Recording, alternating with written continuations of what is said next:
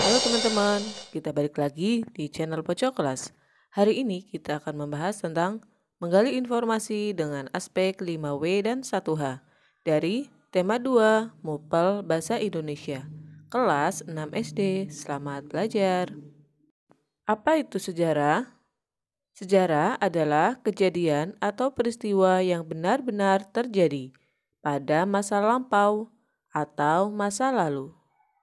Contohnya, sejarah proklamasi kemerdekaan Indonesia dan juga perjuangan bangsa Indonesia dalam melawan penjajah.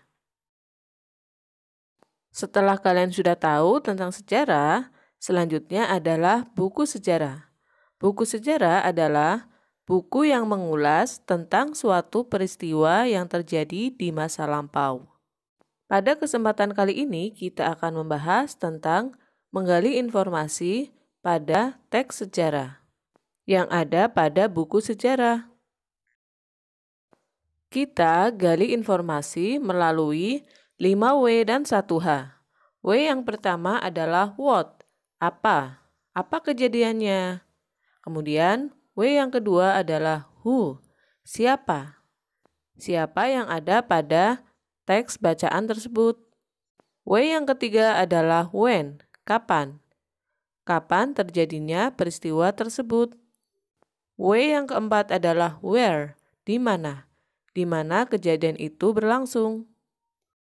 W yang kelima adalah mengapa, alasan terjadinya peristiwa tersebut. Dan ada satu lagi, how, bagaimana peristiwa itu terjadi.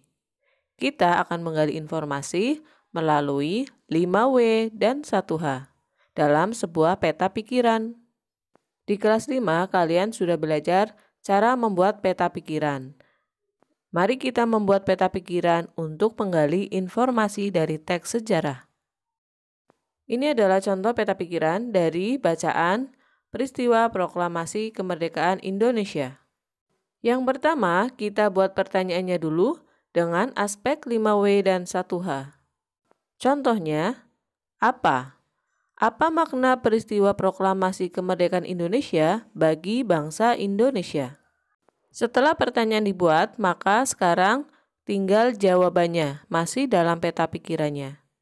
Dari pertanyaan apa tadi, kita mendapatkan sebuah informasi, yakni sebagai tonggak sejarah Indonesia atas perjuangan para pejuang bangsa.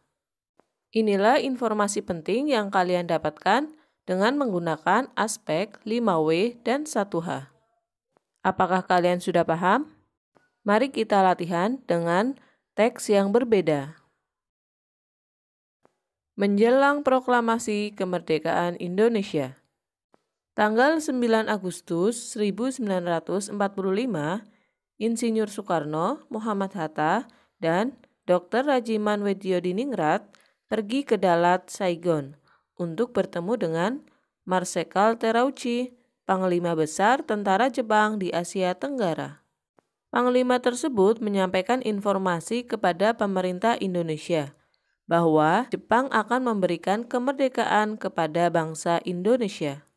Saat itu, tentara Jepang sedang terdesak oleh tentara sekutu. Beberapa wilayah Jepang dijatuhi bom oleh tentara musuh. Untuk menarik simpati rakyat Indonesia, Jepang memutuskan untuk menghadiahkan kemerdekaan. Pertemuan antara Panglima Jepang dan pemerintah Indonesia memicu pertentangan di dalam negeri. Terjadilah perbedaan pendapat antara tokoh golongan tua dan golongan muda.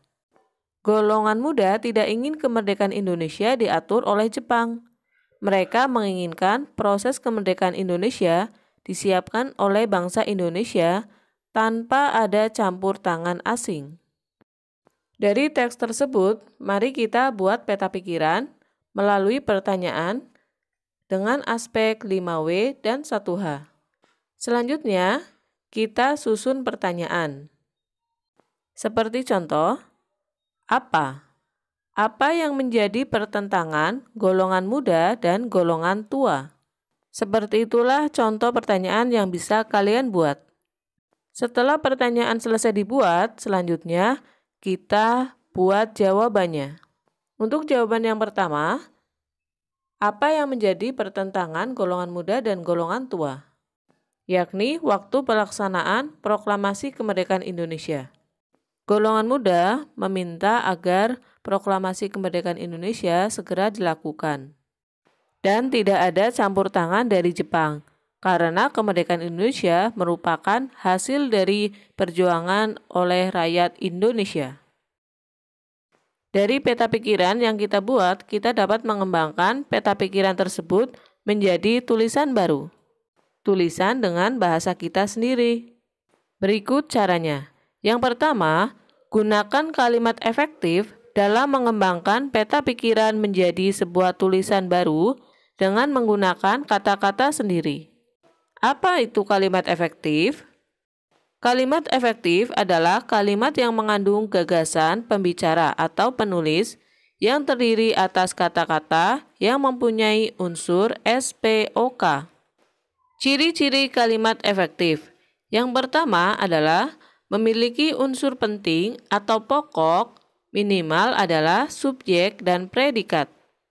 Ada subjeknya, ada predikatnya. Yang kedua, menggunakan struktur bahasa yang tepat. Gunakanlah bahasa Indonesia yang baik dan benar.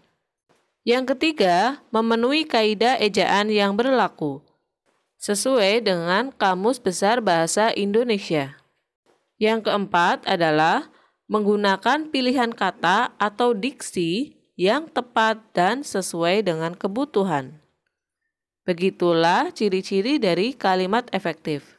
Silakan kalian kembangkan sendiri peta pikiran tadi menjadi bahasa kalian sendiri. Selamat mencoba.